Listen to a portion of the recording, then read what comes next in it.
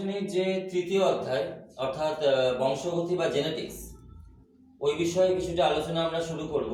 এটা একটা দীর্ঘ অধ্যায় এবং দশম শ্রেণীর যে কটা অধ্যায় রয়েছে তার মধ্যে এই অধ্যায়টা তুলনামূলকভাবে একটু জটিল এবং খুব ভালোভাবে বোঝার বিষয়।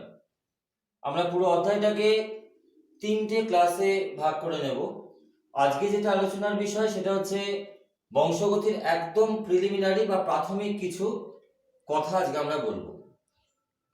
পরবর্তী লিঙ্কে আমরা মেন্ডেলের যে এক্সপেরিমেন্ট, গ্রেগর জোহান মেন্ডেল, যাকে আমরা বংশগতির জনক বলে থাকি, তার এক্সপেরিমেন্টগুলো পড়ব এবং শেষ লিঙ্কে আমরা কিছু বংশগত রোগ সম্পর্কে আলোচনা করব। তা প্রথম কথা, বংশগতি বা জেনেটিক্স, এই শব্দটা বোঝার আগে আমাদের চলে যেতে হবে একটু প্রিভিয়াস চ্যাপ্টারটাতে, আগের চ্যাপ্টারে, যেখানে তোমরা প্রজনন বা জননটা পড়েছিলে, যেখানে আমরা দেখেছিলাম যে প্রজনন বা জনন এটা জীবের একটা শাশ্বত ঘটনা, জীবের একটা সহজাত প্রবৃত্তি। কারণ একটা জীব জন্মালে তার মৃত্যু হবেই, কিন্তু মৃত্যুর আগে সেই জীবটা সচেষ্ট হয় যে তার মতন কিছু জীব পৃথিবীতে সৃষ্টি করে যাওয়া, যেটাকে আমরা জনন বলি। তার মানে একটা জীব তার নিজস্ব, তার হুবহু তার নিজের মতন কিছু জীব সৃষ্টি করে যাচ্ছে। অর্থাৎ একটা টিয়া পাখি থেকে একটা টিয়া পাখির জন্ম হচ্ছে, একটা মানুষ একটা মানুষেরই জন্ম দিচ্ছে, একটা আম গাছ থেকে একটা আম গাছই জন্মাচ্ছে। সুতরাং বংশ পরম্পরায় অর্থাৎ জনিত্রী থেকে, পিতামাতা থেকে সন্তানের মধ্যে হুবহু কিছু একই বৈশিষ্ট্য সঞ্চারিত হচ্ছে। এই সঞ্চারণকেই আমরা বলে থাকি জেনেটিক্স বা বংশগতি।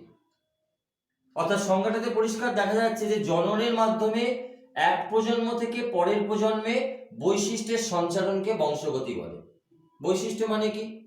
বৈশিষ্ট্য মানে এই যে আমাদের গায়ের রং, আমাদের উচ্চতা, আমাদের চোখের বর্ণ, আমাদের কানের গঠন, নাকের গঠন, হাত পায়ের গঠন, আঙুলের গঠন, এই সমস্ত কিছু হচ্ছে বৈশিষ্ট্য। এবং এটা তোমরা খুব স্পষ্টতই অনুধাবন করবে যে তোমাদের মধ্যেও তোমাদের পিতামাতার কিছু বৈশিষ্ট্য দেখা দিচ্ছে। হয়তো দেখা যাচ্ছে পিতার মতন উচ্চতা বা মায়ের মতন গায়ের বর্ণ। তাহলে কিভাবে এই পিতামাতার বৈশিষ্ট্য তোমাদের মধ্যে এলো, মানে সন্তানদের মধ্যে এলো, এই বিষয়টা হচ্ছে বংশগতি।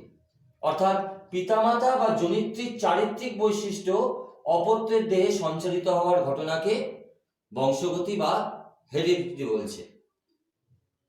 এই বংশগতির জনক হিসাবে আমরা গ্রেগর জোহান মেন্ডেলের নাম তো ভীষণভাবে জানি, যাকে আমরা ফাদার অফ মডার্ন জেনেটিক্স বলা হয়। কিন্তু পাশাপাশি এটাও জেনে রাখবে যে জেনেটিক্স বা বংশগতি এই শব্দটা কিন্তু গ্রেগর জোহান মেন্ডেল কিন্তু ব্যবহার করেননি। এই শব্দটার প্রবক্তা কিন্তু, জেনেটিক্স শব্দের প্রবক্তা হচ্ছে বেটসন। এবং এই যে জেনেটিক্স অর্থাৎ বংশগতভাবে বৈশিষ্ট্যের সঞ্চালন, সেই সঞ্চালনটা কিসের মাধ্যমে ঘটছে? সেই সঞ্চালনটা ঘটছে জিনের মাধ্যমে। জিন কি সেটা প্রিভিয়াস চ্যাপ্টারে আমরা পড়েছি।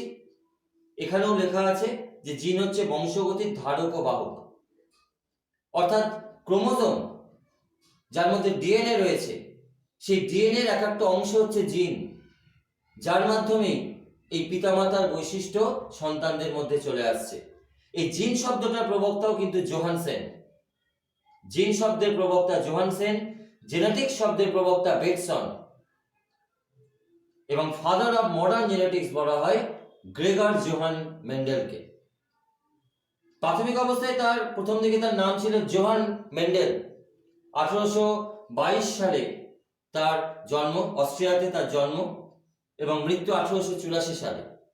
এই সময়কাল যাবৎ কিন্তু তিনি খুব একটা সমাদৃত হননি, কারণ তিনি 1843 সালে, বর্তমান যেটা চেকোস্লোভাকিয়া, সেখানে অগাস্টিন মঠে ধর্মযাচক রূপে তিনি যোগদান করেন। এবং তখনকার যে সময়কাল ছিল সেই সময়কাল অনুযায়ী ধর্মযাচকরা বেশিরভাগ ক্ষেত্রে মানুষকে কিছুটা কুসংস্কারচ্ছন্ন করে তুলেছিলেন, কিন্তু মেন্ডেল ছিলেন তার ব্যতিক্রম। মেন্ডেল তার বিজ্ঞান মনস্কতার পরিচয় প্রতি মুহূর্তে দিয়ে এসেছেন। তার বিখ্যাত পরীক্ষা, মটর গাছকে নিয়ে পরীক্ষা, সেই পরীক্ষা থেকে তিনি দুটো সূত্র অনুধাবন করেছেন, দুটো সূত্র আবিষ্কার করেছেন। একটা একসংকর জননের সূত্র, যাকে বলা হয় পৃথকীভবনের সূত্র, আর একটা স্বাধীন সঞ্চারণ সূত্র। এই দুটো সূত্রকে আমরা একত্রে কি বলে থাকি? মেন্ডেলবাদ, যেটা তার বিখ্যাত পত্রিকা এক্সপেরিমেন্টস অন প্ল্যান্ট হাইব্রিডসে 1866 সালে প্রকাশিত হয়।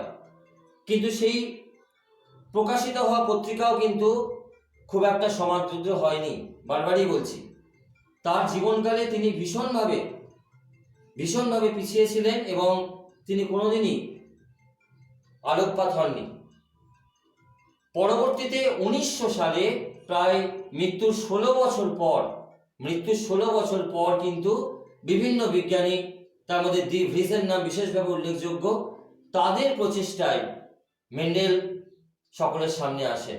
অর্থাৎ যতদিন তিনি বেঁচে ছিলেন মেন্ডেলকে কিন্তু মানুষজন খুব একটা চিনত না। তার মৃত্যুর পর কিন্তু তিনি সমাদৃত হন।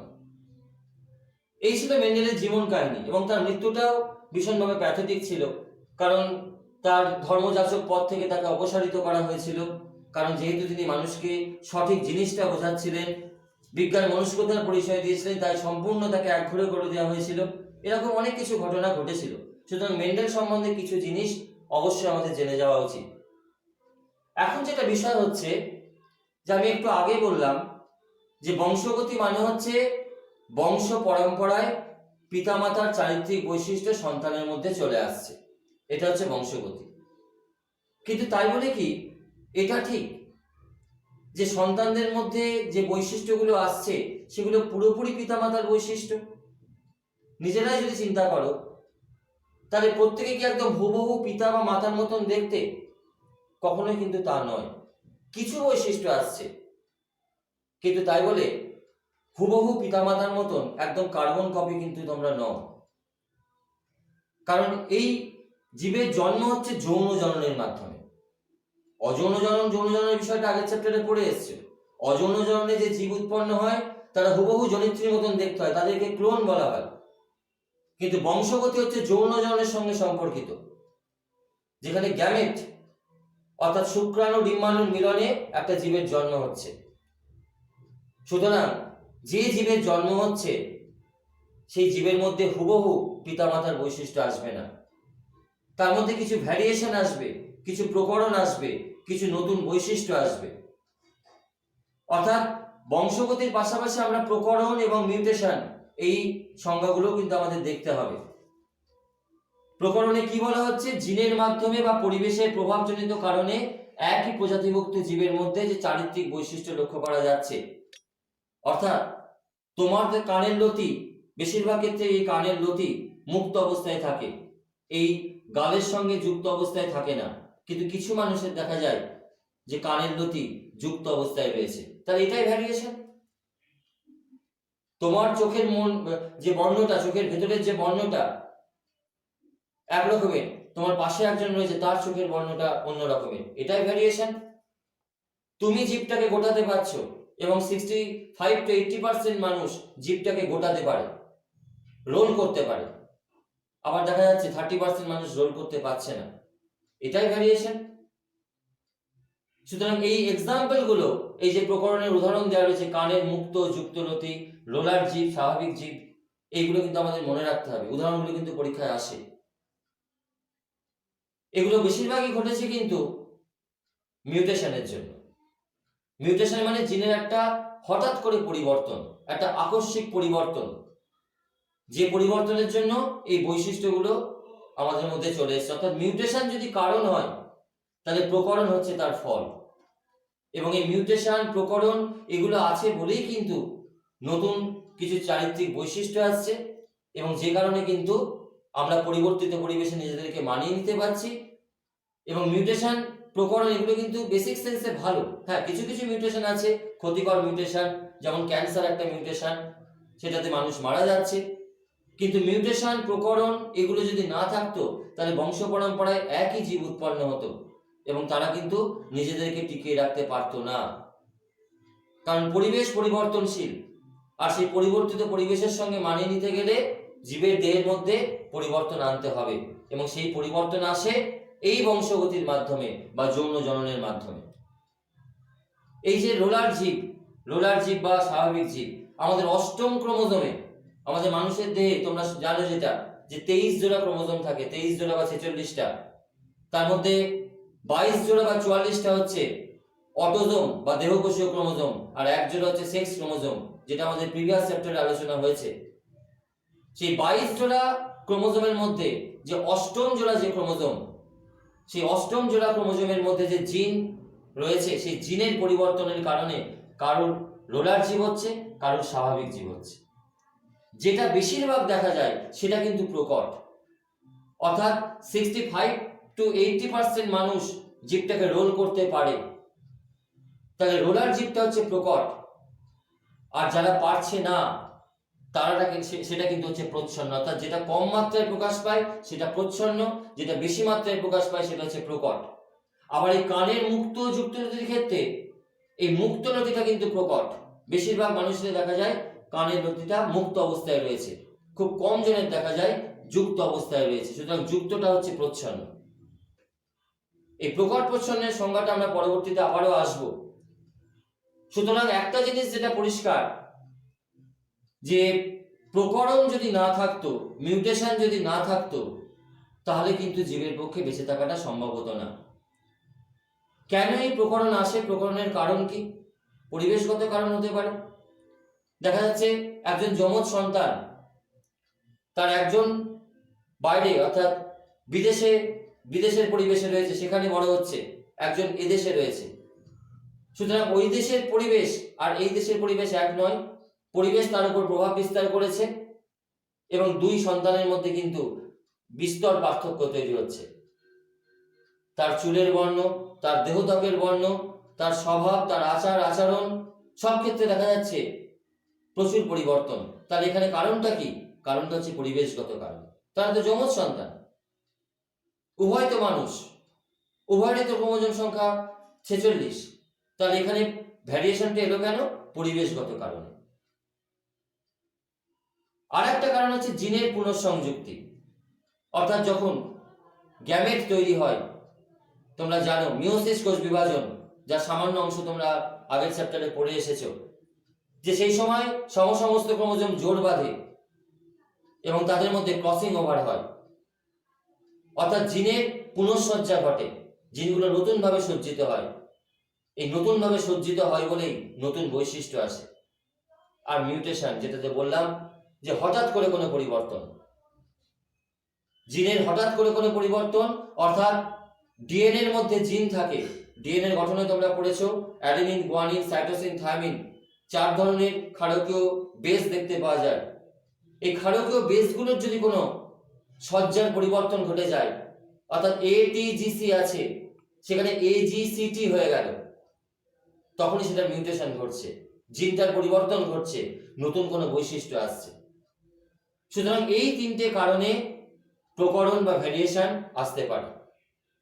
এই বিষয় কটা আমাদের প্রাথমিক অবস্থায় মনে রাখতে হবে, যে জেনেটিক্স, মিউটেশন, প্রকরণের কারণ ইত্যাদি।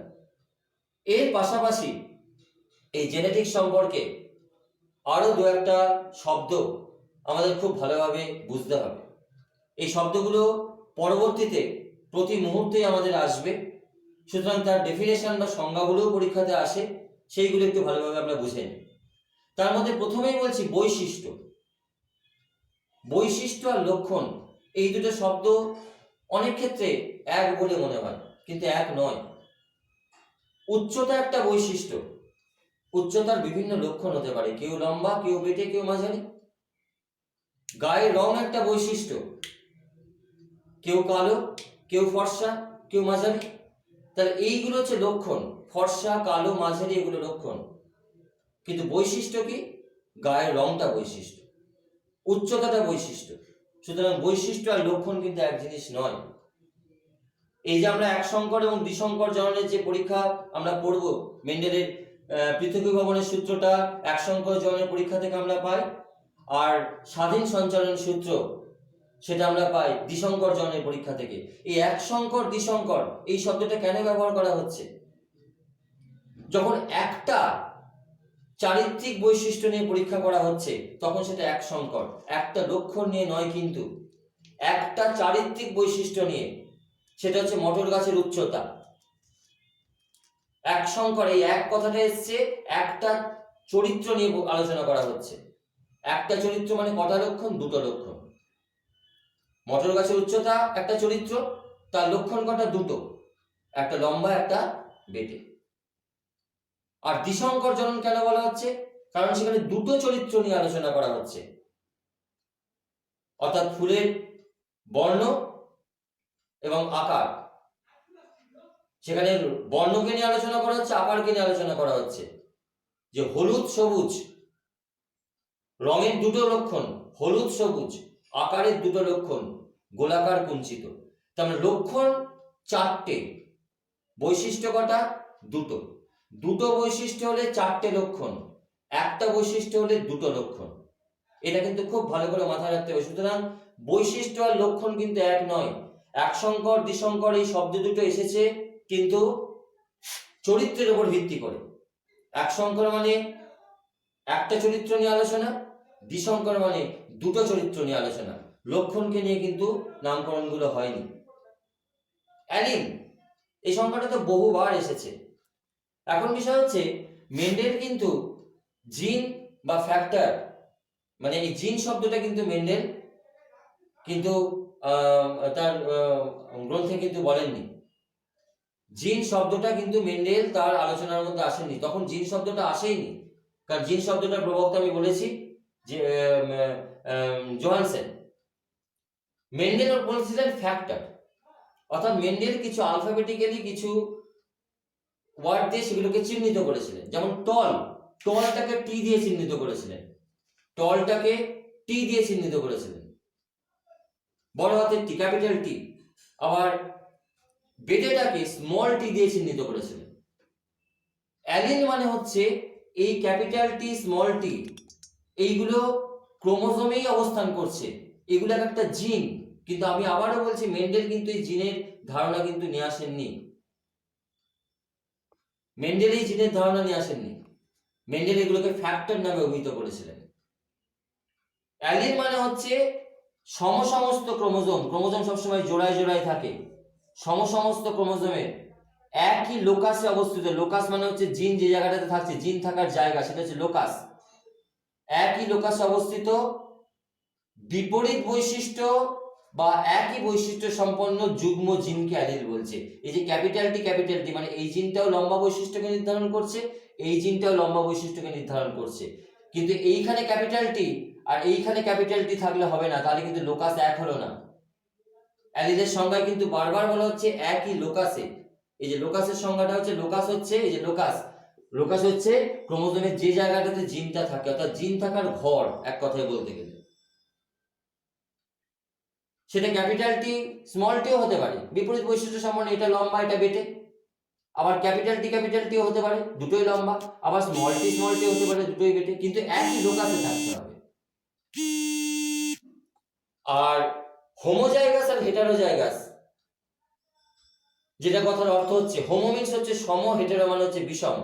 অর্থাৎ যখন ক্যাপিটাল টি রয়েছে তখন সেটা হচ্ছে হোমোজাইগাস, বা স্মল টি রয়েছে সেটা হচ্ছে হোমোজাইগাস। আর ক্যাপিটাল টি, স্মল টি যখন রয়েছে, অর্থাৎ একটা লম্বা বৈশিষ্ট্য একটা বেটে বৈশিষ্ট্য, তখন সেটা হচ্ছে হেটারোজাইগাস। ঠিক একই রকম ভাবে এটাকে আমরা বিশুদ্ধও বলতে পারি, এটাও বিশুদ্ধ, এটাও বিশুদ্ধ। আর এটা হচ্ছে সংকর, এটা হচ্ছে সংকর। এই সংকর জীব তৈরিকে বলা হয় সংকরায়ন। অর্থাৎ একটা ক্যাপিটাল টি অর্থাৎ সেটা বিশুদ্ধ জীব, দুটোই যেহেতু ক্যাপিটাল টি, স্মল টি এটাও বিশুদ্ধ জীব, তাদের মিলনে তৈরি হলো একটা ক্যাপিটাল টি একটা স্মল টি, এটা হচ্ছে সংকর জীব, এটা হচ্ছে সংকর জীব। এই এক্সপেরিমেন্টগুলো আমাদের পড়তে হবে, মেন্ডেলের এক সংকর দ্বিসংকর জননে এই এক্সপেরিমেন্টগুলো আমাদের দেখতে হবে, যে কিভাবে দুটো জীবের মিলনে, দুটো পৃথক জীবের মিলনে একটা নতুন জীবের সৃষ্টি হচ্ছে। একটা লম্বা মটর গাছ, একটা বেটে মটর গাছ, তাদের মিলনে তৈরি হচ্ছে একটা সংকর মটর গাছ। যদি ক্যাপিটাল টি লম্বা, ক্যাপিটাল টি লম্বা, এদের যদি মিলন হয় তাহলে সেটা সেখানে সংকর জীব তৈরি হবে না।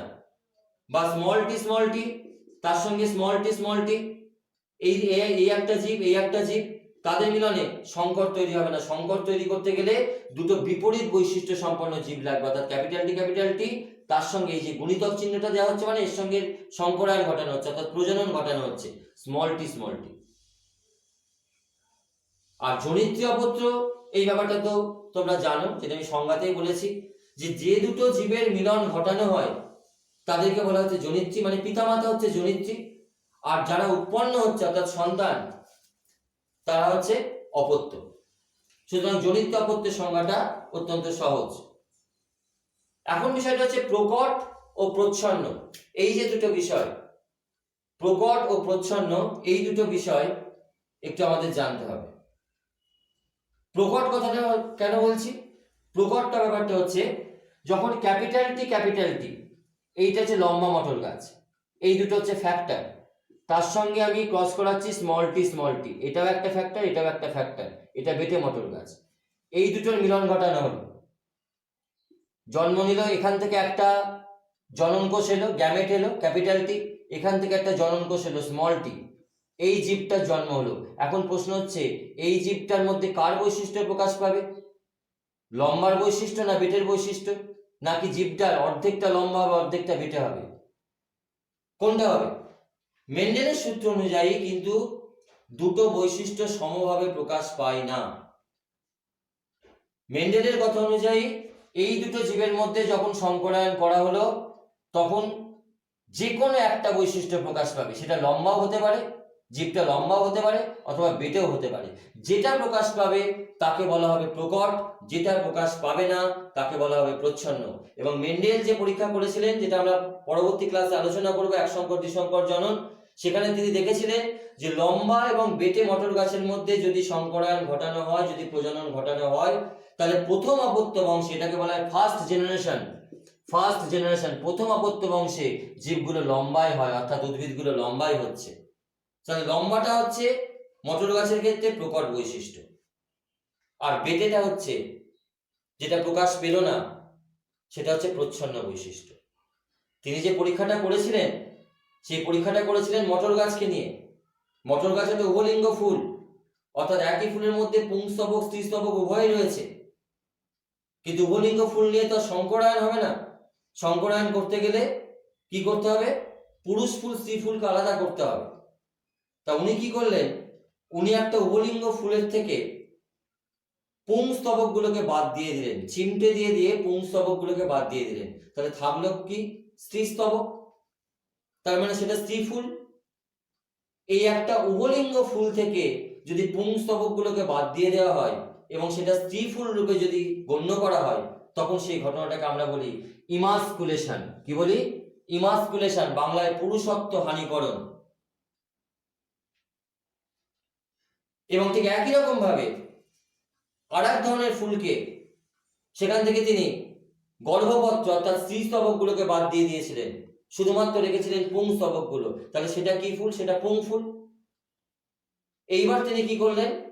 এইবার যেটা পুং ফুল তার পরাগধানী থেকে পরাগরেণুগুলোকে নিয়ে একটা ব্রাশের মধ্যে নিয়ে সেই পরাগরেণুগুলোকে যেটা স্ত্রী ফুল তার গর্ভমণ্ডলের উপরে ছড়িয়ে দিলেন, এবং তখনই পরাগযোগ ঘটলো, সংকরায়ন পরীক্ষাটা সম্পন্ন হলো। সুতরাং সংকরায়ন করতে গেলে পুরুষ ফুল এবং স্ত্রী ফুলকে পৃথকভাবে রাখতে হবে। এই পরীক্ষাটা তিনি করেছিলেন। আমরা এক সংকর জননের যখন পরীক্ষা করব, দ্বিসংকর জননের যখন পরীক্ষা করব, তখন এই ইমাসকুলেশন ব্যাপারটাও কিন্তু আমাদের জানতে হবে যে তিনি কিভাবে পরীক্ষাটা করেছিলেন। আর ফিনোটাইপ জিনোটাইপ এই বিষয়টা কি? এই যে মেন্ডেল পরীক্ষা করলেন, মেন্ডেল যে পরীক্ষাটা করলেন লম্বা মটর গাছ বেটে মটর গাছ, তাদের সংকরায়নে প্রথম অপত্য বংশে জন্ম নিল সব লম্বা মটর গাছ। তার মানে চোখে যেটা আমরা দেখতে পাচ্ছি যে গাছগুলো কেমন, গাছগুলো লম্বা, তাহলে চোখে যেটা দেখতে পাচ্ছি সেটা হচ্ছে ফিনোটাইপ। কিন্তু যদি আমরা তার জিনগত বিশ্লেষণ করি, এই যে এটাকে বলছি লম্বা মটর গাছ, তাহলে এর মধ্যে কি বেটে মটর গাছের জিন নেই? হ্যাঁ কি না? অবশ্যই আছে। ছোট হাতের টি স্মল টি আছে। সে আপাত দৃষ্টিতে, সে বাহ্যিকগত দিক থেকে আমরা গাছটাকে লম্বা দেখছি, সেটা ফিনোটাইপ। কিন্তু যখন আমরা তার জিনগত বিশ্লেষণ করছি তখন দেখছি যে লম্বার জন্য দায়ী জিনও আছে, অর্থাৎ ক্যাপিটাল টি বা ফ্যাক্টর রয়েছে, আবার বেটে বৈশিষ্ট্যের জন্য দায়ী জিনও রয়েছে, অর্থাৎ স্মল টিও রয়েছে। সুতরাং ফিনোটাইপ বা জিনোটাইপ কিন্তু এক হয় না। এক সংকর দ্বিসংকর যখন আমরা অনুপাত পড়ব সামনের ক্লাসে, নেক্সট ক্লাসে, তখন আমরা দেখব যে ফিনোটাইপ জিনোটাইপ অনুপাত এক নয়। সেখানে দেখা যাচ্ছে তিনটে লম্বা মটর গাছ জন্মাচ্ছে, একটা বেটে মটর গাছ জন্মাচ্ছে, এটা ফিনোটাইপ অনুপাত। কিন্তু এই তিনটে লম্বা মটর গাছের মধ্যে দেখা যাচ্ছে একটা হচ্ছে বিশুদ্ধ লম্বা মটর গাছ, অর্থাৎ ক্যাপিটাল টি, দুটো হচ্ছে ক্যাপিটাল টি স্মল টি, আর আরেকটা যেটা বিশুদ্ধ সেটা স্মল টি। অর্থাৎ জিনোটাইপ অনুপাত হচ্ছে 1:2:1, 1:2:1, আর ফিনোটাইপ অনুপাত হচ্ছে 3:1। অর্থাৎ চারটে গাছের মধ্যে তিনটে গাছকে আমরা দেখছি লম্বা, একটা বেটে, চোখে যেটা দেখছি সেটা হচ্ছে ফিনোটাইপ। কিন্তু যখন আমরা জিনগত বিশ্লেষণ করছি তখন দেখছি যে তিনটে গাছকে আমরা লম্বা ভাবছিলাম সেটা পুরোপুরি লম্বা নয়। তার মধ্যে একটা হচ্ছে বিশুদ্ধ লম্বা, দুটো হচ্ছে সংকর লম্বা, আর বেটেটা বেটে, ওটা তো বিশুদ্ধ বেটে। এটাও কিন্তু মাথায় রাখবে যে প্রচ্ছন্ন কখনো সংকর হয় না, অর্থাৎ বেটে কখনো মানে স্মল টি সবসময় বেটে হবে, অর্থাৎ অবশ্যই হোমোজাইগাস অবস্থাতেই বেটে বৈশিষ্ট্য প্রকাশ পাবে বা প্রচ্ছন্ন বৈশিষ্ট্য প্রকাশ পাবে। ক্যাপিটাল টি স্মল টি এটা হেটেরোজাইগাস, কারণ একটা ক্যাপিটাল টি একটা স্মল টি, সেই অবস্থায় লম্বা বৈশিষ্ট্য প্রকাশ পাচ্ছে।